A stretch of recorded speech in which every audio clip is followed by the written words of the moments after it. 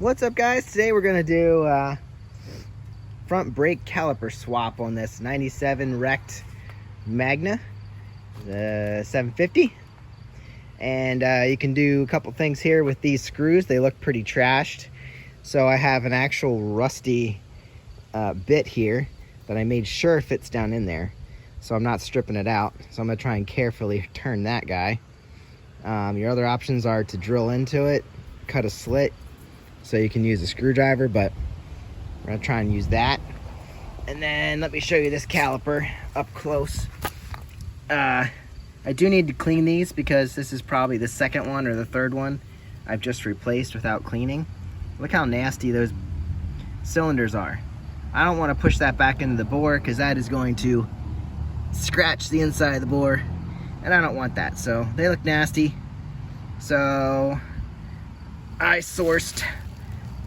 bought a couple of them. This one looks really clean and nice, even better brake shoes. So we're gonna throw this one on and it should be just fine. So I'm gonna throw a pan under here to catch any brake fluid. All we're doing here, we're gonna, well, it's easier to do that when it's on when it's mounted.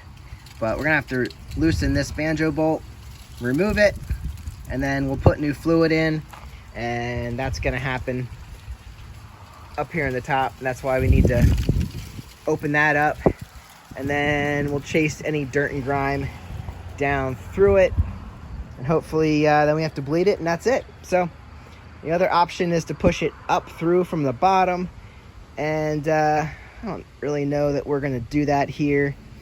That is a way to get rid of any air bubbles, but we have one line and it's pretty straight, so we're just going to go for it.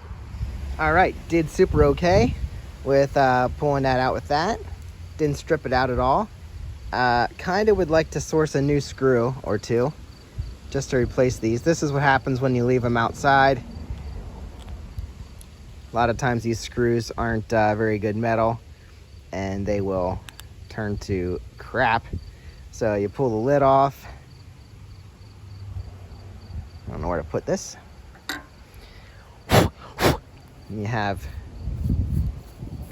this cover, and then your diaphragm, which has some moisture in it. See, water gets through here. You get moisture under the cover, and then you don't want that in your brake fluid. Brake fluid is kind of dirty, so we're actually gonna siphon that out, suck it up, and put in new. Gonna have to dry out this water. Yeah, you don't want that water in there. So that's what we're doing on the top. Get to the bottom. Down here we basically need a 12 millimeter socket, 12 here and 12 for the mounting bolts, and got this to break them off. And like I said, it's easier to take this off before you demount this, but this is where I'm at, so I'm gonna hit that and put on the new one. While I'm looking at my new caliper here, or my used caliper, I'm seeing that it's pretty grimy.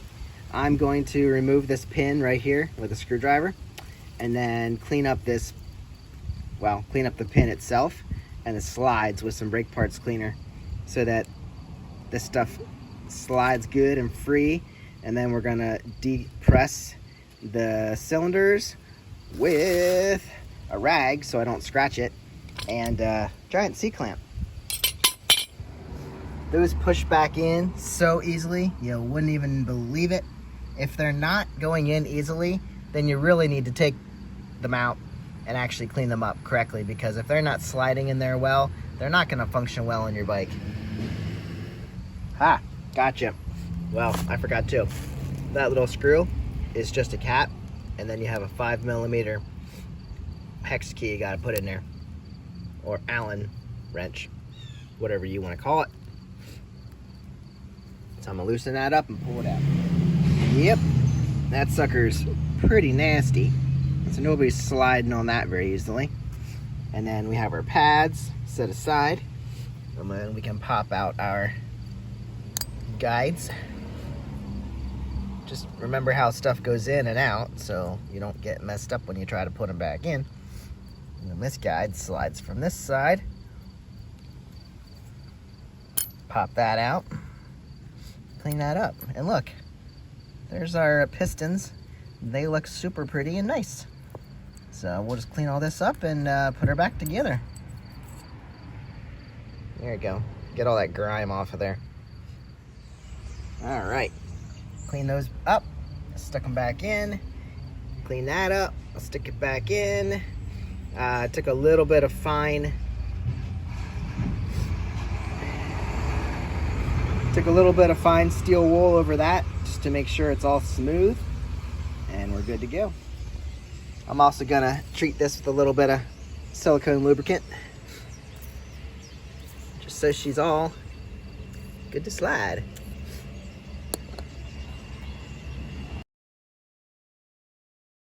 All right, serviced brake caliper installed, decent brake pads, and look, she slides super easily, so we're happy with that. Time to attach the brake line. Now at this point, you could, I haven't drained the top yet, you could push all the old brake fluid down through and out here. What I'm gonna do is clean out the top, and then we're gonna actually use this nipple to push everything out. So I'm gonna take off the banjo bolt here. You should always use new crush washers, even though I never do and never have. I've never had trouble. That doesn't mean to say you shouldn't. Make sure they're clean. So I'm gonna install this one crush washer on the bottom. I don't know that it's gonna stay there. Okay, one on the top. This bolt goes through here, and then you magically attach it there and screw it down.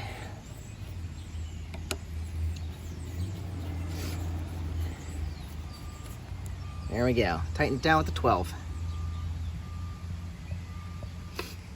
Here we go. Already sucked some of it out, but just use one of these syringes and suck out all the junk from the top, because I don't want to toss that down through the line, and get rid of it in a good way, a good safe way. And then we're going to get all the dirt off the bottom of this thing. Make sure you don't touch your paint with brake fluid, because it will leave a mark.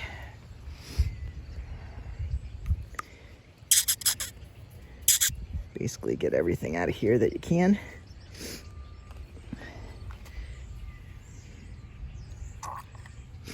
And wipe it out. All right, we got her all wiped out. She's looking pretty good. We got a go ahead and clean up the diaphragm, dry that all out, make sure there's no moisture in there anymore. Wipe this off, but I think other than a little bit of, yeah, there's a little bit of moisture on that. And then the cap's pretty much good to go. And on here you'll see it calls for DOT4 brake fluid. So that's what we're gonna fill it with. Well, that looks way better than the previous fluid. So we're gonna drop the diaphragm down over. And for the next step, we're gonna be making sure that brake fluid doesn't fly out the top. Here we are, we're gonna bleed the brakes on this 97 Honda Magna. Brand new caliper, well, service caliper. Don't know how much fluid is actually down there. So you have to pump up pressure from the top. And like I say in other videos, make sure you watch your brake lever level, because as you pump this down through, this is gonna get low, and you need to keep an eye on that and make sure you fill that up so you're not putting air down through the line. So I did pump that up. I cracked this line, let some stuff come out. You can see we have dirty fluid here. So we're gonna pump this up here, and we're actually gonna have to wait till we get pressure. We're not gonna have pressure for a while. till this is all filled up. So right now, we pump that up. Let's check our level. Doing pretty good there. And then normally we would wait and hold that lever down, but let's see if anything comes through here.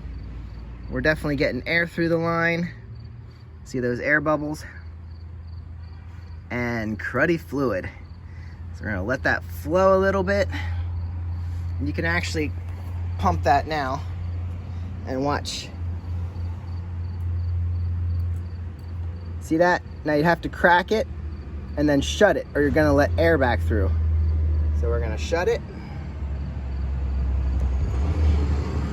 And now all that is trapped on this side. I don't have to worry about it. Now we can pump it. 1, 2, 3, 4, 5, 6. Now we have no pressure yet, but we can crack this. Push out some junk. I'm gonna keep pumping this up, cracking this, until I see some clear fluid. Top that fluid off before you get to that air hole. You're just gonna suck air right down through. Now I've done this process maybe a dozen times, half a dozen times. Like I said, I don't know how much is down here in the caliper, so we gotta definitely work it down there. I did have to add fluid up here, so it's good, but I'm not building pressure here.